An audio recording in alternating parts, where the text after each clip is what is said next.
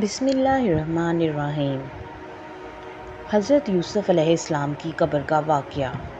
اس کائنات میں موجود آدھے حسن کے مالک یوسف علیہ السلام کی روح قبر کیسے قبض کی گئی؟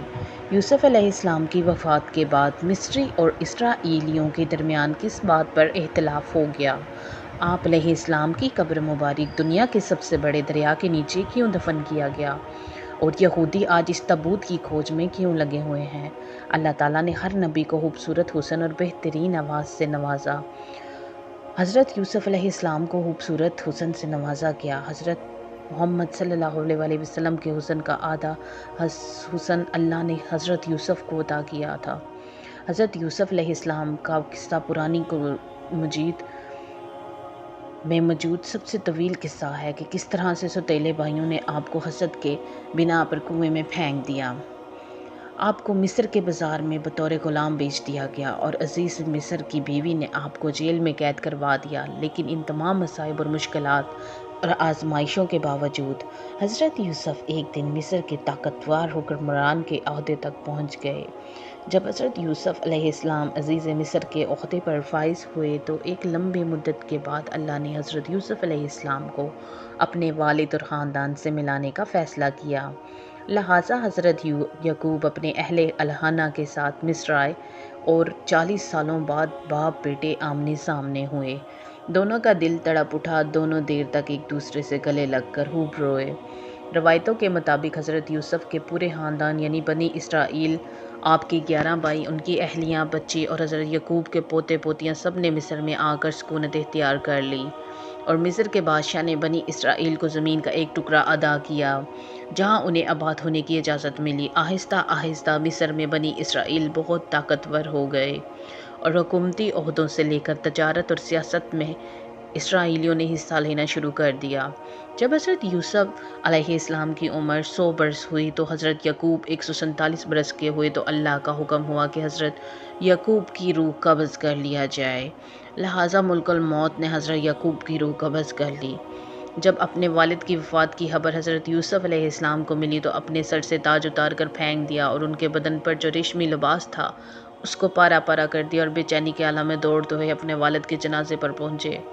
یوسف علیہ السلام باپ کے جنازے کو دیکھ کر بے تحاشا رونے لگے اور روتے ہوئے آسمان کی طرف دیکھا اور آسمان کے دروازے یکایک کھل گئے اور انبیاء کی روحیں اور فرشتے حضرت یعقوب کے جنازے کی طرف آئے۔ انہوں نے حضرت یعقوب کے جنازے کو نور سے غسل دیا اور انہیں بیت المقدس میں دفن کیا۔ یوسف علیہ السلام اس روحانی نظارے کو دیکھ رہے تھے۔ جنازے کی نماز ادا کرنے کے بعد آپ علیہ السلام اپنے دربار میں واپس آئے۔ آپ غموں سے چور تھے۔ باپ کی جدائی اب آپ کے برداشت سے باہر تھی۔ رات ہوئی تو دریائے نیل کے کنارے گئے، مل بچھایا اور روتے ہوئے پوری رات نماز ادا کی، یہاں تک کہ صبح ہو گئی۔ اس وقت حضرت جبرائیل علیہ السلام نازل ہوئے اور حضرت یوسف علیہ السلام سے فرمایا، یوسف آپ کے والد کی عمر تمام ہو چکی تھی، اس لیے خداوند نے انہیں اپنی طرف بلا لیا، لیکن ابھی آپ کا وقت نہیں آیا، لہٰذا آپ اپنے رب کی عبادت کیجیے اور اس زندگی کو آخرت کے لیے مزین کر لیجیے، کیونکہ موت کا وقت آ گیا تو مہلت نہ دی جائے گی۔ تو حضرت یوسف علیہ السلام نے والد کی وفات کے بعد پھر سر پر کبھی تاج نہیں رکھا، نہ کبھی مسکرائے، ہر رات دریائے نیل کے کنارے جا کر خدا سے مناجات کرتے۔ اس طرح 20 سال گزر گئے، یہاں تک کہ ایک رات حضرت یوسف نے خواب میں دیکھا کہ ان کے والد یعقوب اور دادا اسحاق ان سے کہہ رہے ہیں کہ اے یوسف، اب ہمارے ملنے کا وقت قریب آ چکا ہے، 3 دنوں کے اندر ہماری ملاقات ہوگی۔ روایت ہے کہ یوسف علیہ السلام نے ان 3 دنوں میں باپ کو دیکھنے کی خواہش میں اتنی گریہ آزاری کی کہ ان کے والد حضرت یعقوب نے بھی ان 40 سالوں میں اتنا گریہ آزاری نہیں کی ہوگی۔ بس تیسرے دن ملک الموت آئے اور یوسف علیہ السلام سے فرمایا، اے یوسف، آپ کی مدت ختم ہو چکی ہے اور آپ کے آباء و اجداد آپ کے منتظر ہیں۔ لہٰذا یوسف علیہ السلام نے سر تسلیم ہم کیا اور ملک الموت نے ان کی روح قبض کر لی۔ جب یوسف علیہ السلام کی روح جسم سے جدا ہو رہی تھی تو بھائیوں نے گریہ آزاری کرنا شروع کر دی۔ بنی اسرائیل میں واہ میلہ مچ گیا۔ یوسف علیہ السلام کی وفات کے بعد آپ کے جنازے کو اٹھایا گیا۔ مصریوں نے جنازے کو دیکھا تو شور مچ گیا، ہر جانب سے آہ و فغاں کی آواز بلند ہونے لگی۔ اب مصریوں کا ہر قبیلہ، ہر گروہ یہ چاہتا تھا کہ یوسف علیہ السلام کو ان کے علاقے اور زمین میں دفنایا جائے تاکہ ان کی بستی میں خیر و برکت ہو، اور ایک گروہ نے کہا یوسف نبی کو کنعان کے دروازے پر دفن کیا جائے، کچھ نے کہا کسی اور جگہ۔ پس اللہ نے اس وقت دریائے نیل کے پانی کو بند کر دیا اور اچانک نیل سوکھ گیا۔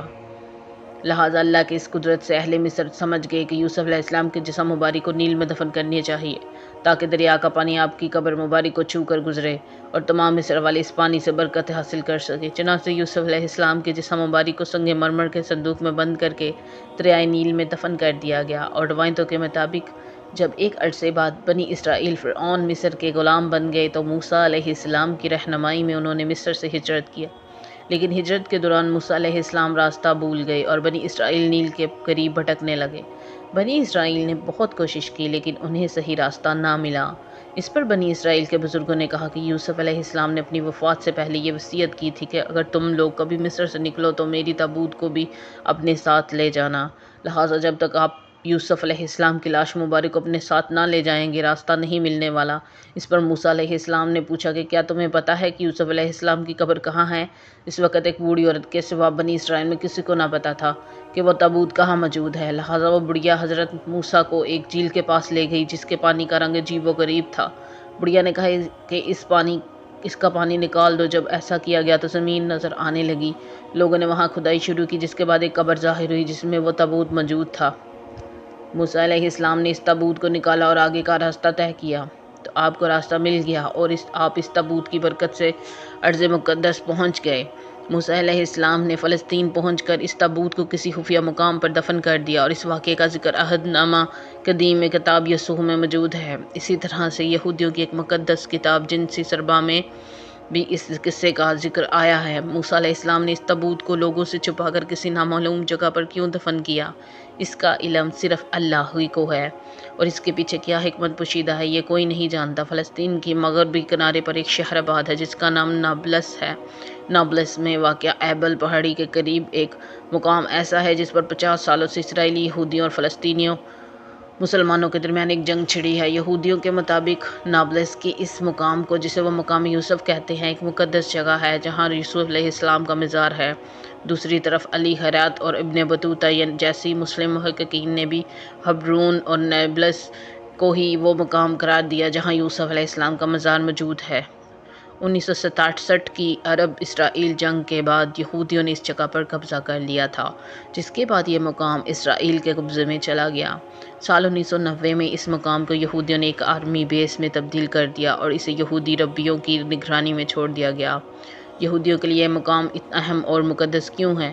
نیز یوسف علیہ السلام کے اس تابوت میں ایسی کون سی پراسرار ریت موجود ہے؟ یہ آج بھی ایک راز ہے۔ چینل کو سبسکرائب کر دیجیے۔ ویڈیو کو دیکھنے کے لیے شکریہ۔